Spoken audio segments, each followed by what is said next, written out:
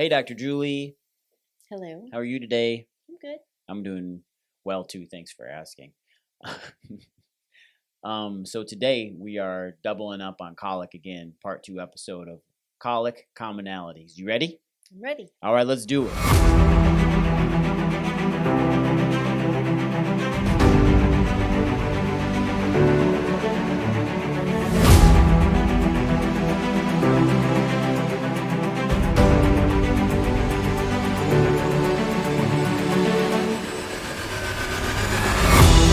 Hey everybody, welcome back to the Prime Podcast. I am your host, Dr. Skip Weiss, the Bowtie Chiropractor, and I got one on special today.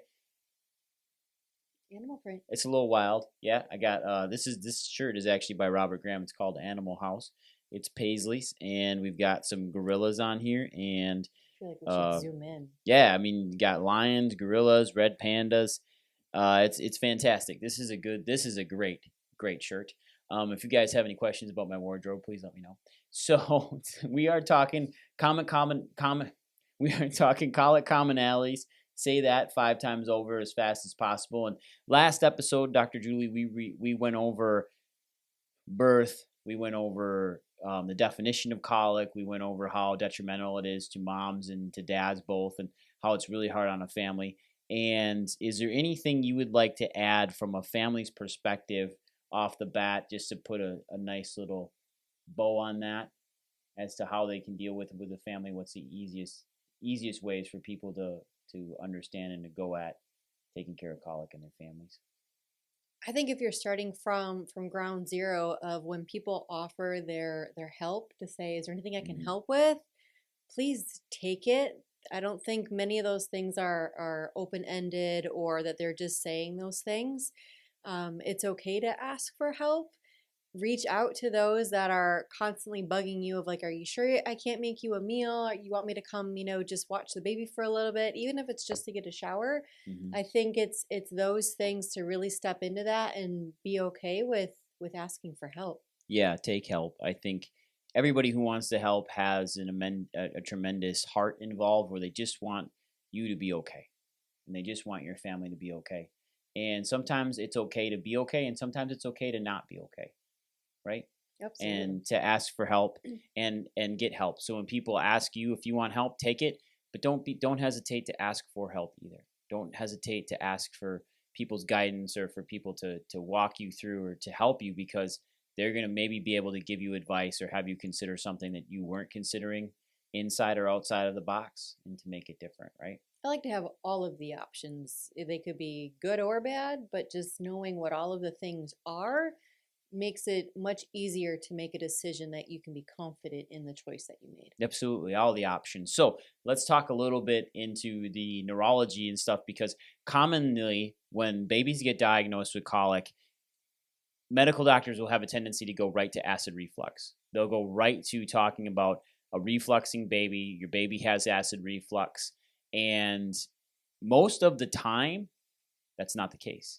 Most of the time, it's not due to, or let me come back to that.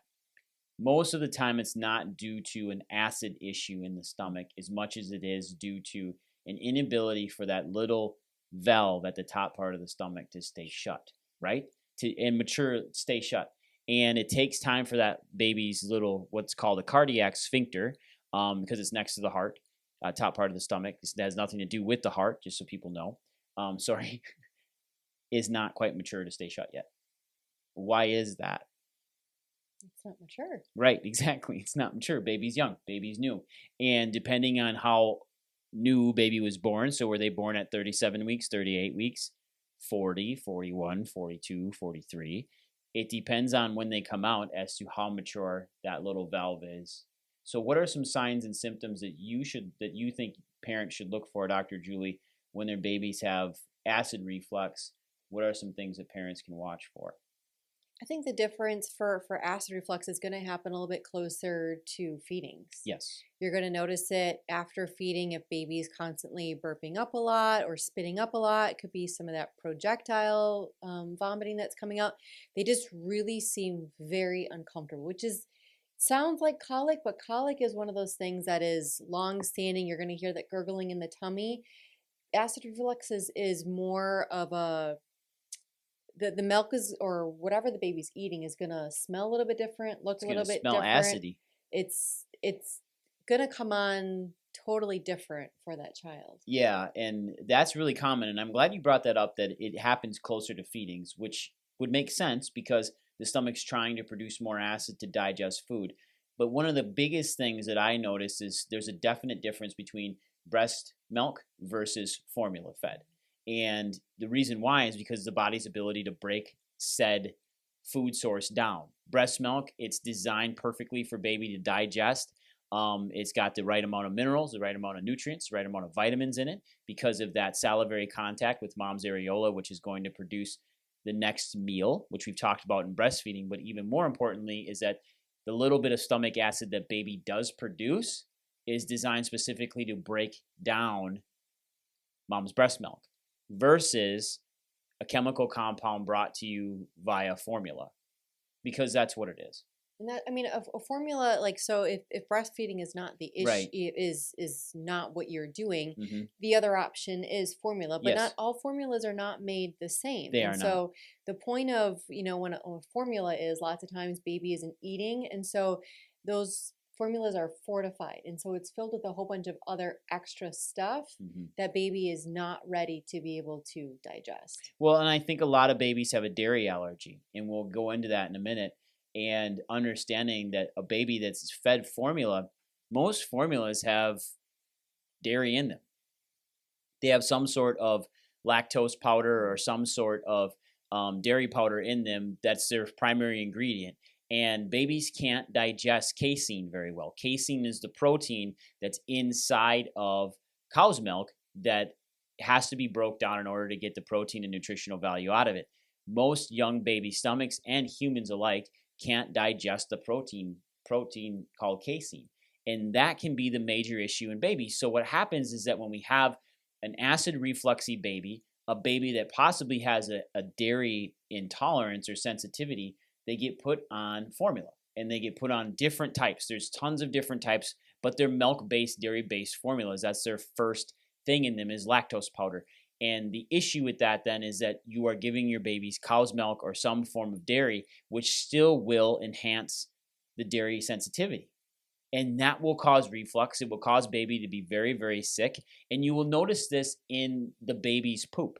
That's a big one because it comes out mucousy and slimy. I was just gonna say, like, if we step back before you said poop, but like I was just thinking about how amazing the body is, because if the baby's allergic to something, what is the body doing? It's getting rid of that food that is being put into that. So like, yes, I apologize that the baby has acid reflux, but gosh, the body is super amazing in that it's doing what it's supposed to. Exactly. 100%. Getting rid of that milk, getting rid of those things that it's toxic to it. Refluxing it and getting it out. Yeah. Yep. Sorry. And that's but there's no sorry behind it. That's exactly what it's doing. So your baby's actually responding normally to it if they're not supposed to have it. So if they're refluxing it, spitting it up, very, very much so, that's a problem. The other side of it is too, is there's a wives' tale out there to add cereal to a baby's bottle to try to bulk up the stomach. And pediatricians, you out there, a lot of pediatricians do recommend this, where they'll say add cereal to the baby's bottle at night before they go to bed to help them sleep through the night because they're fuller.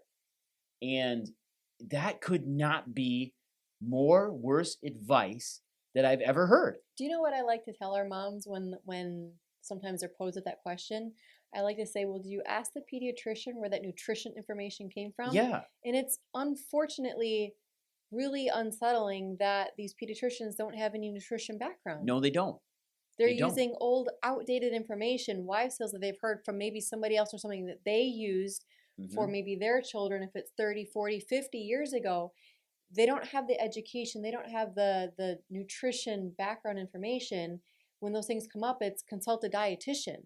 So that's not to say the pediatrician is not educated, right, but they're uninformed because they don't have the education in that space. Exactly. So they'll give out information that they've been told or you'll hear it from someone in your family to add cereal to a bottle, which you cannot do, because let's think about this from an issue, from a digestive standpoint. If the baby can't digest the food already that's in the form of formula or breast milk, how in the world are they going to digest it when it's even thicker? Or into a solid form. Or into a solid form when their stomach's not producing that much acid at an early age from 0 to 6 months, 6 months to 12 months. It changes slightly. Why would you be adding more into the tummy? Why would you be adding more in to try to get things to go south when they're already projecting and coming out north? They're not digesting Because it. the baby's losing weight. That's what the common question is. Or the baby's extra fussy Yep, because they're not getting enough to eat. Well, it's because they're not getting the right thing to they eat. are. And weight is another issue that we can talk about too, because it's not uncommon to see a baby that has a weight issue. And what we mean by that is that they could be underweight or they could be very overweight as well due to overfeeding. Most babies will not overfeed on a breast because they have to work very, very hard with suck swallow reflexes to get breast milk in, and which comes back to latch, which don't let me forget about, is getting all of that in. So they won't generally overfeed because they are slowly feeding. Therefore, their brain registers that their stomach is full versus overeating. And commonly when we see moms that come in that have babies that are bottle fed, even early on from 0 to 6 months, they should be consuming at a sitting or at a feeding 2 ounces of breast milk to 3 ounces of breast milk.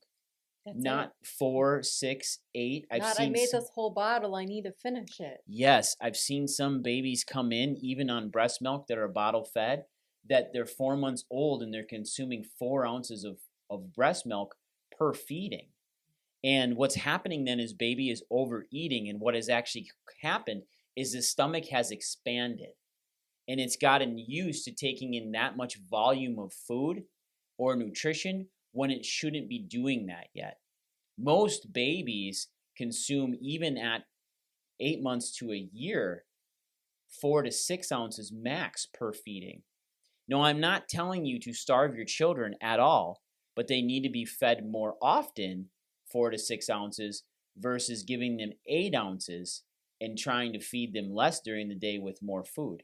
That is actually really hard on their digestive systems, and it's very hard on them getting food through then. So what's happening is their body's overeating. So they're getting more food in less time. Therefore, the body's not digesting it as quickly, and then it gets stored as fats. It gets stored because the body wants to take it in and store it because it's extra nutrition, or they get backed up with bowel issues because now they're getting more bulky stools and they're getting more stool pushed through their colon. And if they don't have the right communication to that colon from the brain, the colon's not pulling across the proper hydration.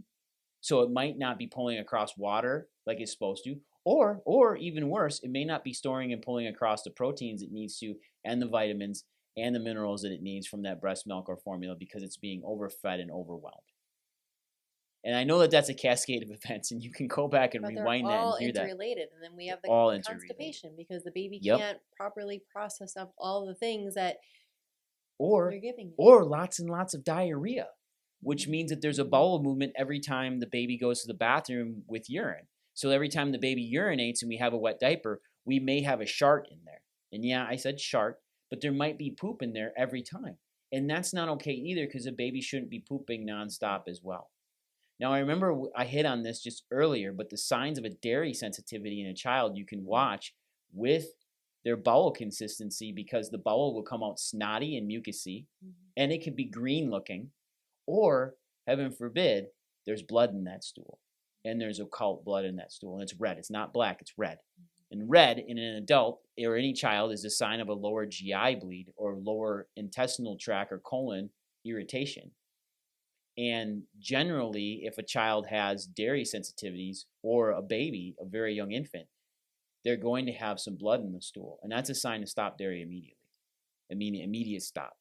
And then consult a chiropractor or somebody that's certified in nutrition like we are here at Prime Family Chiropractic Centers, or a chiropractor that's certified in nutrition, or somebody like a naturopath or somebody that actually has nutritional certifications to understand what that child needs and help.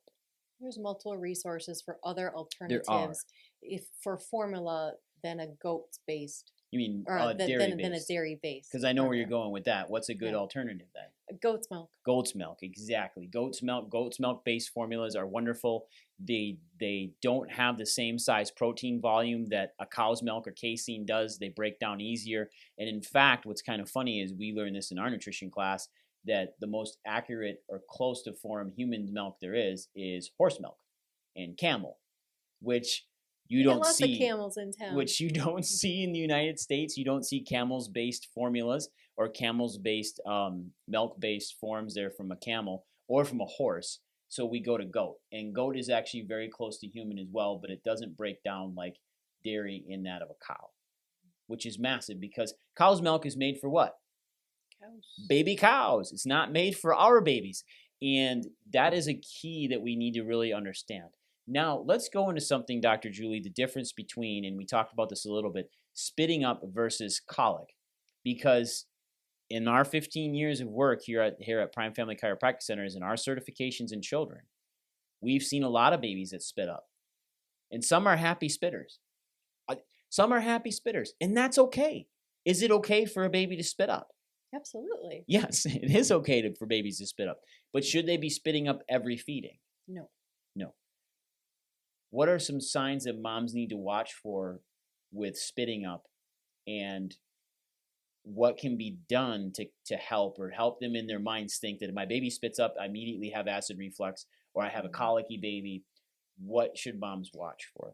I like to first so let's observe what is the position that baby's feeding in, Okay, feeding right? So like if positions. you think Okay. about like if you're Even with laying, bottles? both. Okay. Yep.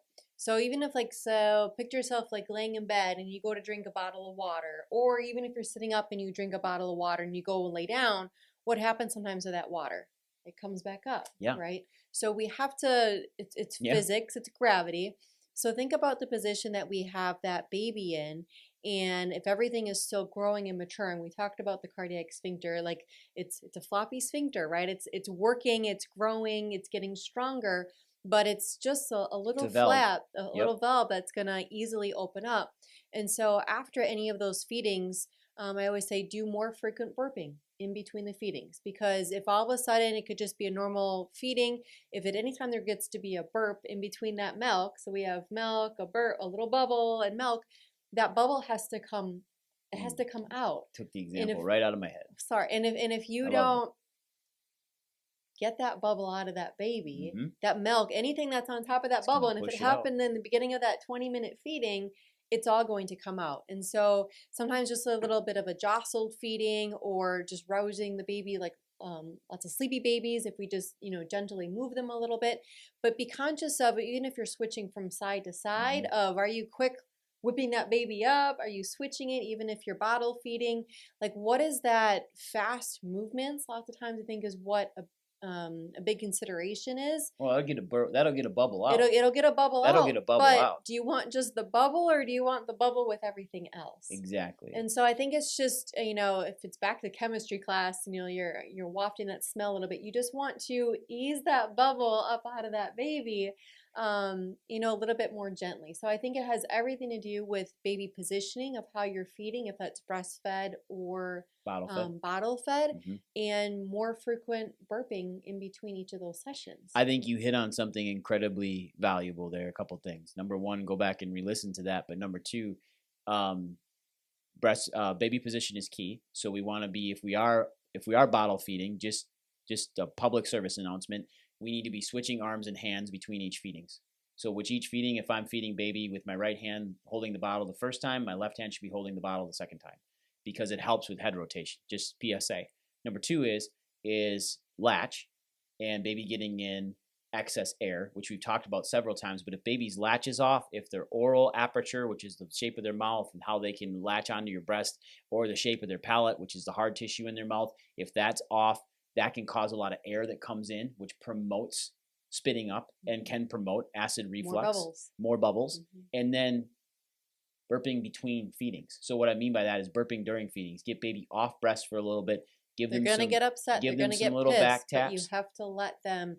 It's better for them. They have to get that milk down, And then you can switch sides. Now, when you're burping your baby, you do not need to hit their back like you're at a frat giving a bro hug. Bongo drums. Yep, like that's not the key. Nice, easy taps. We don't need to cause the head and kid to get a whiplash because we're trying to burp them, and we get that because we've been taught that. Just nice and gentle. I also recommend a change in position. So if they do have a bubble that doesn't quite come out, you can lay them nice on their backs, and then just gently on their tummies, and that'll help. Or transition them from back to sitting up, not quickly, but just kind of that zoop, and that'll cause that air to move out of the fundus of the stomach and get into the esophagus and belch itself out. And that's a big one. Or just nice, easy bouncing. I was going to say, so pull out that birthing ball that you maybe had from birth and keep that blowed up. And honestly, sometimes that's a really good, and you can feed on that. That's a good core workout for mama. You can feed on that as well. But just that little bit of a bounce, that's all that it needs. A baby needs movement. We are made for movement. And that will help to keep those bubbles down and to we are made for movement. Yeah, right. And decrease what? Decrease the gas, right? Yeah. Decrease the ability of even pass like gas. Yes, so all of those things. Having a happy spitter is very common. Kids should not spit like snipers, though, and what I mean by that is that if a kid spits up a lot and it's really watery, it's super wet, it's a lot of liquid, commonly moms will be heartbroken if they've just sped a kid for 20 minutes and then the kid spits it all up, and that's a hard one. But they're not spitting up 2 to 3 ounces. They're spitting up maybe a half an ounce with a bubble that got stuck behind it. And my heart goes out to you mamas that are doing all of that hard work of producing breast milk. If you're bottle feeding, you're pumping it off. Or my moms that are bottle feeding with formula, it's still a lot of work to feed your baby regardless. And to have them spit up, to have them not digest the food, and let alone, I guess you can put this together, the monetary value of them spitting up that food, because formula has not gotten cheaper, especially if you're on different types of formula that are not dairy based. They're even more expensive. So we want to keep track of our dollars and cents here too, right? So last thing is, I think we should really go into just quickly touching on acid reflux, colic. Moms and dads now know.